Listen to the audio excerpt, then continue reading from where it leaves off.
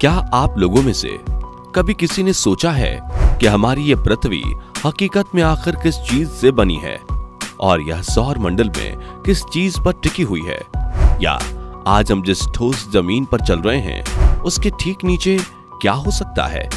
साथियों, आज के इस टेक्नोलॉजी के युग में अगर हम इंसान पृथ्वी से 5 करोड़ किलोमीटर दूर मंगल ग्रह पर जा सकते हैं तो पृथ्वी के आर पार निकलने के लिए तो मात्र 12,000 किलोमीटर ही जाना है।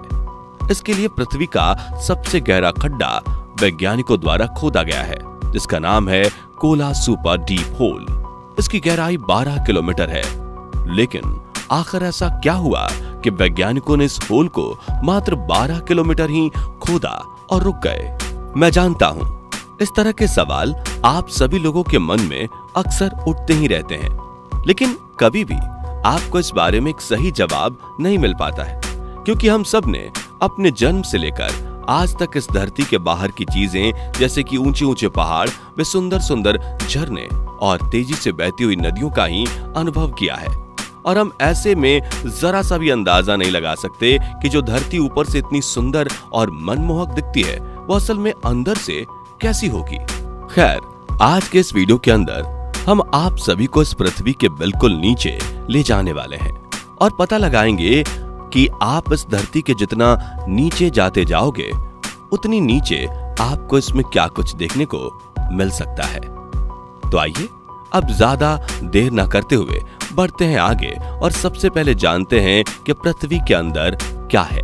हमारी पृथ्वी का अंदर का भाग पूरे 4 लेयर्स में बना हुआ है: crust layer, mental layer, outer core और इनर कोर। साथियों, इनमें सबसे ऊपरी लेयर यानी कि क्रस्ट लेयर है, जिस पर हम सब रहते हैं। आपको धरती के अंदर जो भी गड्ढे जैसे कुएं, बड़ी बड़ी खदानें दिखाई दे रही हैं, वो सभी इसी लेयर के ऊपरी हिस्से में ही मौजूद हैं।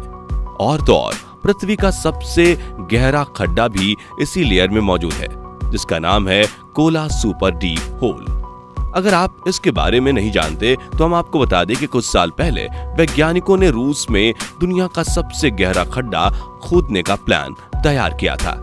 रूस में खोदे गए इस खड्डे की गहराई 12 किलोमीटर और यह खड्डा पृथ्वी के ऊपरी भाग में यानी कि क्रस्ट लेयर में ही समाप्त हो जाता है और इस पर वैज्ञानिक ने पूरे 20 साल तक काम किया था। यानी कि पृथ्वी को सिर्फ और सिर्फ 12 किलोमीटर तक ही खोदा गया है। बताया जाता है कि जब वैज्ञानिक यह गड्ढा खोद रहे थे, जैसे जैसे ये होल गहरा होता गया वैसे वैसे ही पृथ्वी के अंदर का तापमान बढ़ता हुआ नोट किया गया और यह तापमान करीब करीब 350 डिग्री तक पहुंच गया था। और इसी वजह से वैज्ञानिकों के सारे उपकरण पिघलने लग गए थे, जिस वजह से इस होल को और गहरा करने में वैज्ञानिक नाकामयाब हो गए। साथियों, इस होल की और ज्यादा खुदाई करने के मत में कुछ वैज्ञानिक असहमत भी थे। उनका मानना था कि पृथ्वी का चुंबकीय क्षेत्र भी पृथ्वी के सेंटर पॉइंट से ही उत्पन्न होता है। अगर ये होल पृथ्वी के आर पार कर दिया गया तो हो सकता है कि पृथ्वी पर बनने वाला ये चुंबकीय क्षेत्र नष्ट हो जाए। और पृथ्वी का अपना चुंबकीय क्षेत्र खो देने से क्या होता है, इस विनाश के बारे में हम सोच भी नहीं सकते। जैसा कि साथियों हमने जाना कि पृथ्वी का जो ये क्रस्ट वाला पार्ट है, ये पृथ्वी की सबसे बाहरी परत है, जो उस ठोस सतह को बनाती है जिस पर हम सभी एक साथ सालों से रह रहे हैं, जो कि इस धरती में मौजूद बाकी परतों के तुलना में काफी ज्यादा पतली है। साथियों, महाद्वीपों के नीचे इसकी औसत मोटाई लगभग 35 किलोमीटर यानी कि 22 मील से भी ज्यादा और समुद्र के नीचे लगभग 5 से 10 किलोमीटर यानी कि 3 से 6 मील तक होती है। इसका टेम्परेचर 500 से 1000 डिग्री सेल्सियस तक रहता है। धरती पर आने वाले भूकंप और महाद्वीपों में होने वाली हलचल के पीछे यही लेयर जिम्मेदार है। लेकिन अब आप लोग कहेंगे कि ये महाद्वीपीय और समुद्री क्रस्ट क्या है। तो देखिए, पहला ओशियन क्रस्ट जिस पर कि समुद्र है, और दूसरा है महाद्वीपीय क्रस्ट जिस पर पूरे ठोस भाग यानी कि धरातल बना हुआ है। साथियों, महाद्वीपीय क्रस्ट मेनली ग्रेनाइट चट्टानों से बनी होती है, जो कि समुद्री क्रस्ट की तुलना में थोड़ी कम घनी होती है और जिसकी मोटाई भी काफी ज्यादा रहती है, लगभग 30 से 50 किलोमीटर तक।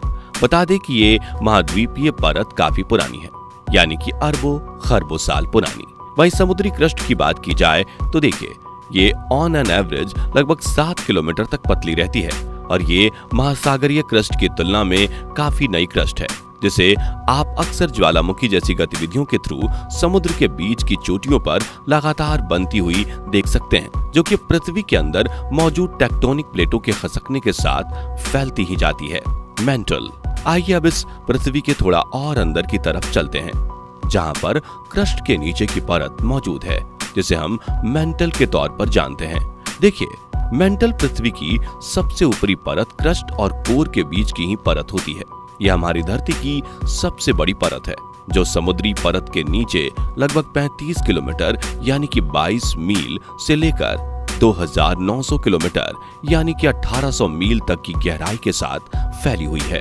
बता दें कि प्लेट टेक्टोनिक्स, ज्वालामुखी की गतिविधियां और पृथ्वी के मैग्नेटिक एरिया के साथ इसकी सतह को आकार देने वाले डायनेमिक प्रोसेस में मेंटल एक काफी जरूरी भूमिका निभाती है।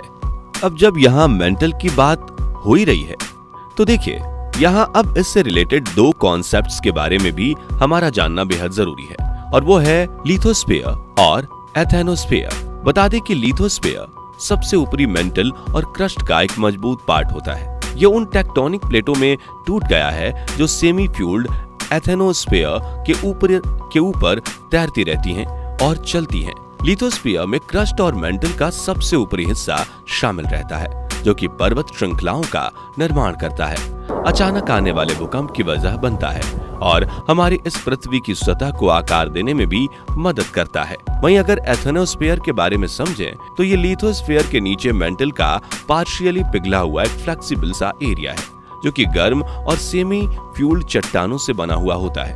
साथ ही बता दें कि पृथ्वी की मेंटल सतह के अंदर मौजूद जो टेक्टोनिक प्लेट्स होती हैं, उनकी हलचल के लिए भी यही एथेनोस्फीयर जिम्मेदार होता है। कोर। अब बारी है पृथ्वी के और अंदर जाकर इसकी सबसे आखिरी सतह पर पहुंचने की, जिसे हम सभी कोर के रूप में जानते हैं। देखिए, पृथ्वी की कोर हमारे प्लेनेट की सबसे गहरी और अंदरूनी परत है, जो मेंटल के ठीक नीचे ही होती है। बता दें कि यह पृथ्वी के अंदर का सबसे ज्यादा गर्म और दबाव वाला एरिया होता है, जहां का टेम्परेचर 5000 सेल्सियस से लेकर 6 से 7000 सेल्सियस तक आराम से पहुंच जाता है, जो फिर पृथ्वी के अंदर की हलचलों और मैग्नेटिक एरिया को बनाने का काम करता है।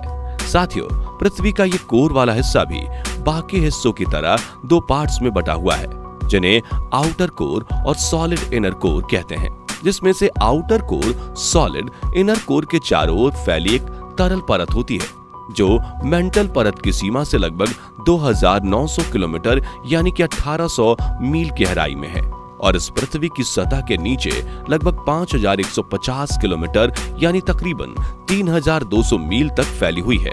और जिन्हें नहीं मालूम, तो उन्हें बता दें कि आउटर कोर तरल लोहे और निकल धातु से बनी हुई है।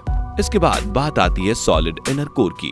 आखिर ये क्या है? तो देखिए, कोर का ये वाला पार्ट आउटर कोर के नीचे मौजूद रहता है, जो पृथ्वी के केंद्र से लगभग 1220 किलोमीटर के दायरे तक फैला हुआ है। और इसके अंदर एक हैरानी की बात तो ये है कि इसमें इतनी भीषण गर्मी होने और इस पर पड़ने वाले दबाव के बावजूद भी ये कोर हमेशा सॉलिड ही बनी रहती है, जो कि आउटर कोर की तरह ही मेनली लोहे और निकल धातु से बनी हुई है।